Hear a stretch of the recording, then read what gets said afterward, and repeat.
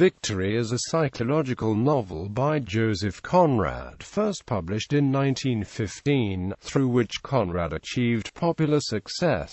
The New York Times, however, called it an uneven book, and more open to criticism than most of Mr. Conrad's best work. The novel's most striking formal characteristic is its shifting narrative and temporal perspective, with the first section from the viewpoint of a sailor, the second from omniscient perspective of Axel Heyst, the third from an interior perspective from Heyst, and the final section. It has been adapted into a film a number of times. Plot: through a business misadventure, the European Axel Heyst ends up living on an island in what is now Indonesia, with a Chinese assistant Wang. Heyst visits a nearby island when a female band is playing at a hotel owned by Mr. Schomburg. Schomburg attempts to force himself sexually on one of the band members, Alma, later called Lena. She flees with Heyst back to his island and they become lovers. Schomburg seeks revenge by attempting to frame Heyst for the murder of a man who had died of natural causes, and later by sending 3 desperados to Heyst's island with a lie about treasure hidden on the island. The 3 die, but Lena dies as well, and Axel is overcome with grief and commits suicide.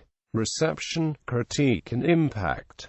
In Notes on My Books, Easy Read Edition, Conrad wrote of his mixed feelings about the initial reception of the book, which had been published while Europe had been engaged in fighting the Great War. The initial reception of the work had considered it a melodramatic, rather Victorian novel, representing Conrad's artistic decline. Quote, however, later critiques have described it as a highly complex allegorical work whose psychological landscape and narrative structure lay the groundwork for the modern novel. The character of Heyst has been compared to Shakespeare's Hamlet, with the story itself drawing heavily on The Tempest and the ending of the work, like an Elizabethan stage play where the stage is clogged with corpses.